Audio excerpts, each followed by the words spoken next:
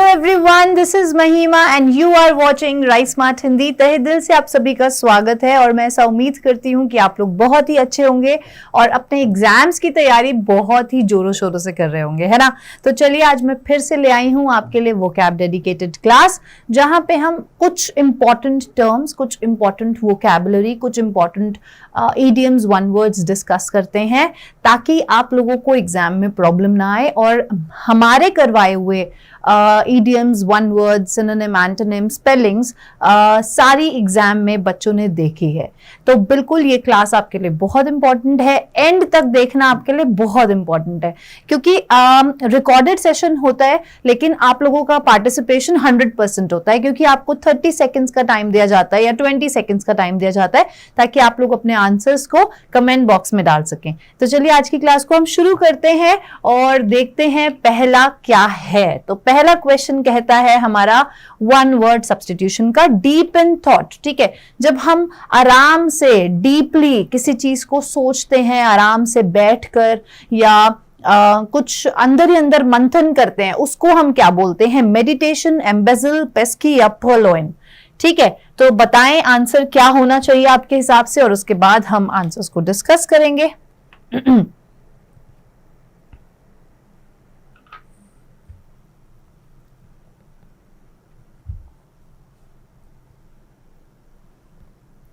Okay, देखते हैं। Answer है आपका मेडिटेशन। ठीक है, एम्बेजल और पर्लोइन का मीनिंग जो है वो सेम होता है। इसका मतलब होता है टू स्टील समथिंग। ठीक है, कुछ चुराना, टू स्टील समथिंग।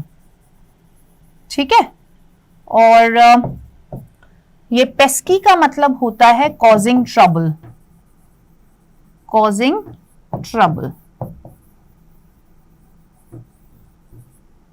ठीक है, तो आप लोग साथ ही साथ स्क्रीनशॉट्स भी लेते रहिएगा ताकि आप लोगों के लिए बहुत इजी हो जाए। वैसे तो आपको इसकी पीडीएफ्स अवेलेबल हो जाती हैं हमारे टेलीग्राम चैनल पे, लेकिन फिर भी अगर आप चाहें तो आप डेफिनेटली इसका स्क्रीनशॉट ले सकते हैं विदाउट रिस्क ऑफ पनिशमेंट। ठीक है, तो बताइए क्या होना चाहिए आपके हिसाब से? इम्प्यूडेंट, इम्प्यूनिटी, इनएक्सोरेबल या इम्पर्टर्बेबल?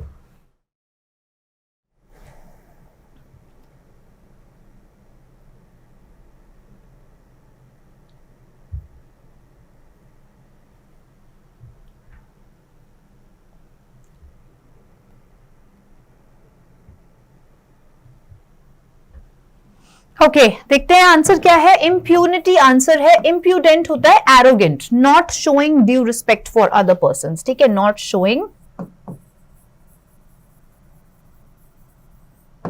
Not showing due respect towards other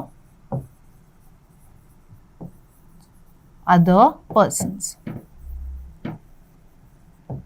ठीक है, इनएक्सोरेबल, इनएक्सोरेबल का क्या मतलब होता है? इनएक्सोरेबल का मतलब होता है जब हम किसी चीज को स्टॉप करना चाहें लेकिन हम स्टॉप नहीं कर पाते हैं। Impossible to stop, impossible to stop. ठीक है, और इम्पर्टर्बेबल, इम्पर्टर्बेबल का मतलब होता है जो एक इंसान हमेशा काम रहता है, कंपोज्ड रहता है, ऑलवेज स्टेइंग काम, always staying calm। ठीक है जी, चलें आगे। नेक्स्ट देखते हैं। नेक्स्ट है the habit of always admiring one self. अपने आप को ही बहुत ज्यादा एडमायर करते रहना, बहुत ज्यादा अपने बारे में ही सोचते रहना, हम ही सुपीरियर हैं, सामने वाला इंसान कुछ भी नहीं है। तो साइकोसिस, न्यूरोसिस, नार्सिसिज्म या पैरानोया?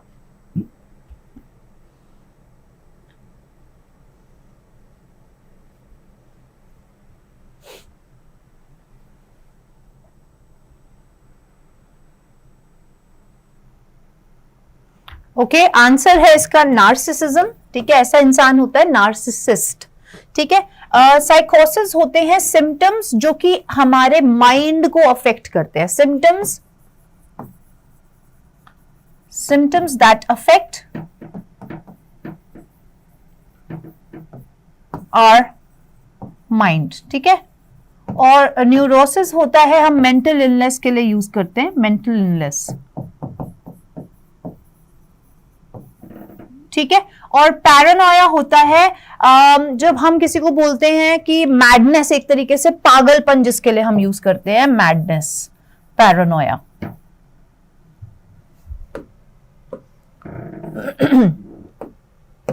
ठीक है, आप लोग अपने आंसर्स, मैं ऐसा उम्मीद कर रही हूं कि आप लोग अपने आंसर्स को कमेंट बॉक्स में लिख रहे होंगे। ठीक है, पागलपन। ठीक है जी, चले आगे, नेक्स्ट देखते हैं। टू टेक बैक, किसी चीज को विड्रॉ कर लेना, रिनाउंस कर देना। ठीक है, रिपेंट, रिट्रेस, रिफ्यूज या रिकेंट।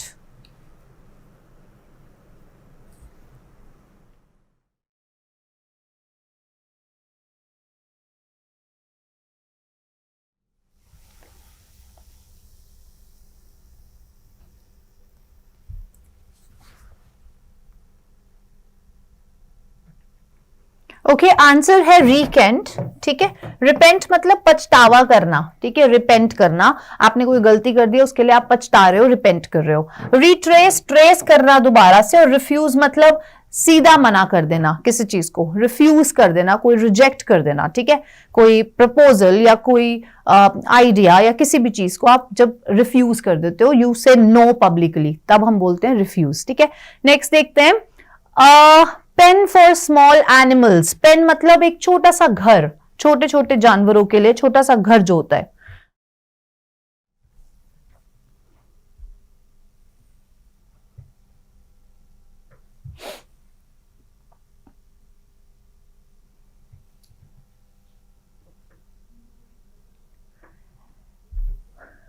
ओके, आंसर देखे, कर लिया आप लोगों ने? ओके, आंसर देखते हैं। आंसर होता है हच। ठीक है, लेयर होता है जहां पे वाइल्ड एनिमल्स जो है वो सोते हैं, वेयर वाइल्ड एनिमल्स स्लीप।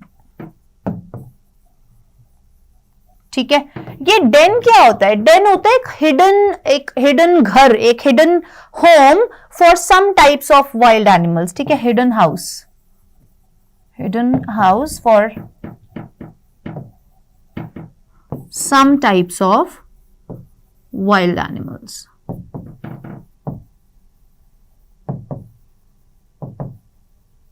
और केज तो आपको पता है जहां पे हम बर्ड्स को रखते हैं, where birds are kept. ठीक है, एक पिंजरा।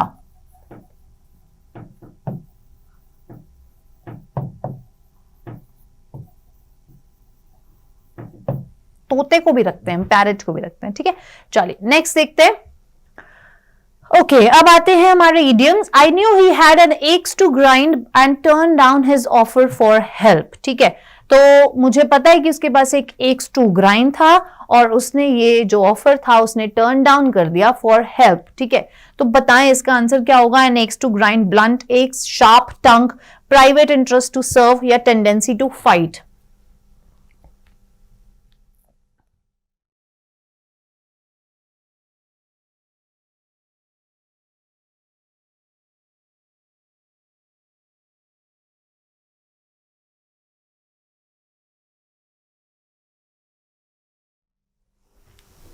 ओके, देखो, एन एक्स टू ग्राइंड का मतलब होता है पर्सनल मोटिव जहां पे छुपाओ। ठीक है, personal motive, personal interest, private interest. ठीक है, private interest to serve.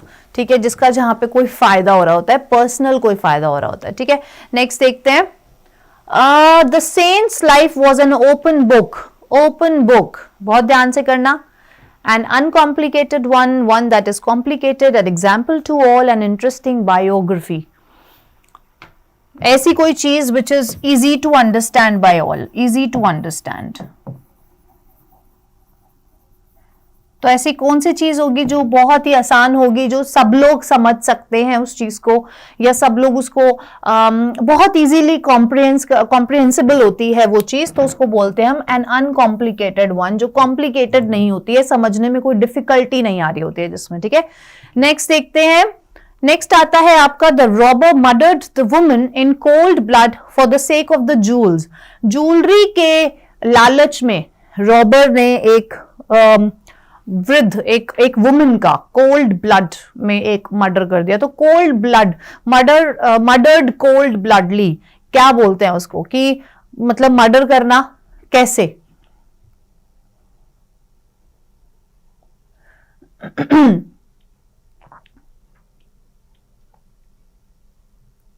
Okay, murder कर देना विदाउट एनी फीलिंग और इमोशंस, ठीक है, एकदम अनइमोशनल वे में, अनइमोशनल वे में, एकदम हैवानियत से, अनइमोशनल, ठीक है। नेक्स्ट देखते हैं, नेक्स्ट इडियम आता है हमारा, Indians are going places in the field of software technology. क्या इंडियंस जगह जगह जा रहे हैं सॉफ्टवेयर टेक्नोलॉजी की फील्ड में, या क्या मतलब है आर गोइंग प्लेसेस? अब्रॉड जा रहे हैं, स्पेसेस में जा रहे हैं, स्पेस में जा रहे हैं, चंद्रयान के साथ जा रहे हैं, या फिर टैलेंटेड और सक्सेसफुल हैं, या फ्रेंडली या एमिकेबल हैं, ठीक है, फ्रेंडली हैं, क्या है? गोइंग प्लेसेस का क्या मतलब होगा आपके हिसाब से? एंड आई एम श्योर कि आप इसके आंसर्स दे पा रहे होंगे, क्योंकि ये ईडियम्स और ये जो वोकैबुलरी हम कर रहे हैं ना, ये एग्जाम्स में भी आ चुकी है और ये बहुत इजी भी है। कई बार आपको समझना पड़ता है चीजों के हिसाब से, तो talented and successful is the correct answer, ठीक है। सॉफ्टवेयर डेवलपमेंट में या सॉफ्टवेयर टेक्नोलॉजी में काफी इंडियंस जो हैं वो सक्सेसफुल हो रहे हैं क्योंकि वो टैलेंटेड हैं, ठीक है। नेक्स्ट देखते हैं, माय नेबर हैड टू पे through his nose for a brand new car. एक ब्रांड न्यू कार की वजह से उसको अपनी नोज से पे करना पड़ा। So what is paying through your nose mean? Huge loans, reasonable price, extremely high price, या मेक अ क्विक बक? ये हम तब यूज करते हैं यार जब हमें बोलना होता है कि एक चीज की कीमत जो है उससे ज्यादा हम पे करते हैं कोई चीज करवाने के लिए, तो हम उसको बोलते हैं पे an extremely high price of something, ठीक है। एक्सट्रीमली, बहुत ज्यादा, उसकी असली कीमत से ज्यादा, ठीक है। नेक्स्ट देखते हैं, अब आती है हमारी स्पेलिंग्स, तो बहुत ही ध्यान से करना। Select the correct word, facetious. इसके लिए सिर्फ आपको 10 सेकेंड्स मिलेंगे।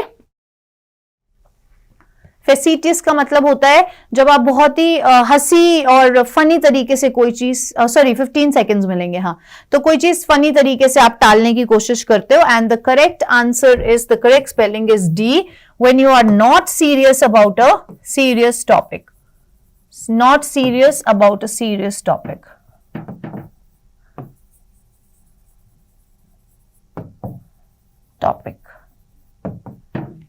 ठीक है, टेकिंग लाइटली या टेकिंग या फनी तरीके से, इन अ वे ऑफ फन, ठीक है। नेक्स्ट देखो, क्रेसेंट। क्रेसेंट आपको पता है ना, जो मून की शेप के लिए हम यूज करते हैं, जो एक दोनों साइड्स उसकी पॉइंटेड होती हैं, ठीक है, ऐसा। And the correct spelling is 15 seconds over, and the correct spelling is B, crescent, ठीक है। नेक्स्ट देखें, नेक्स्ट सेट ऑफ वर्ड्स देखते हैं। नार्सिसिस्ट, यह भी हमने किया है, बहुत ध्यान से करना। Narcissistic, narcissistic, extremely, extremely, excessively,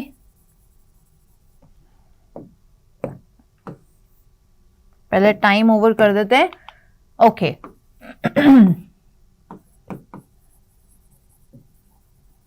Extremely pride in oneself, extreme pride in oneself,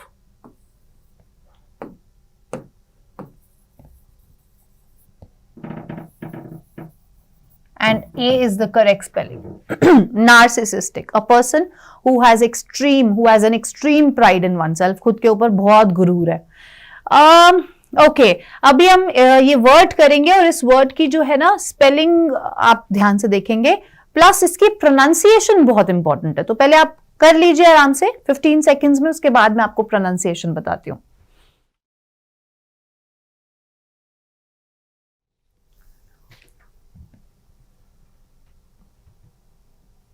okay, time up. Okay, देखो इसकी जो प्रोनाउंसिएशन होती है ना, वो अगर आप नॉर्मली पढ़ोगे तो आप इसको पढ़ोगे रेंडेसवुस, लेकिन इसकी प्रोनाउंसिएशन होती है रेंडवू, रेंडवू, ठीक है। एस जो है वो साइलेंट होता है, और इसका मतलब क्या होता है कि अरेंजमेंट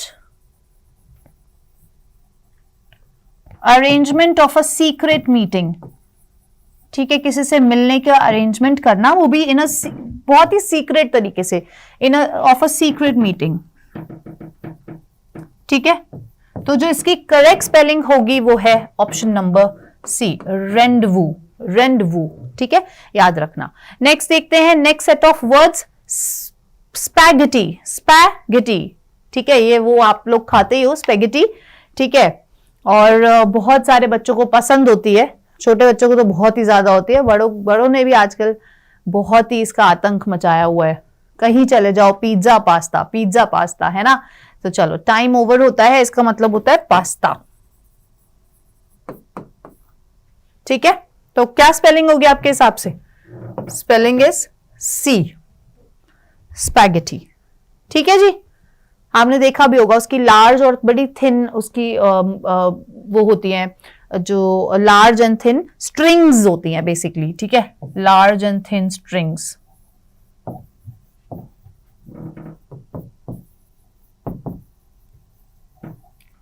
ठीक है।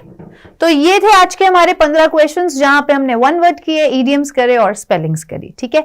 आज के लिए बस इतना ही, लेकिन अगर आप चाहते हैं कि वोकैब में मैम कोई पर्टिकुलर टॉपिक ले लीजिए, जैसे कि फॉरेन वर्ड्स ले लीजिए, या फिर स्पेलिंग्स और करवानी है, तो आप डेफिनेटली हम पे रीच आउट कर सकते हैं इस नंबर के थ्रू, और आप हम तक अपनी बात पहुंचा सकते हैं, ताकि हम अकॉर्डिंगली वीडियोस बनाना शुरू करें, ठीक है। Thank you so much for your love and support. आज के लिए बस इतना ही, कल मिलते हैं। Good night, take care, have a good day.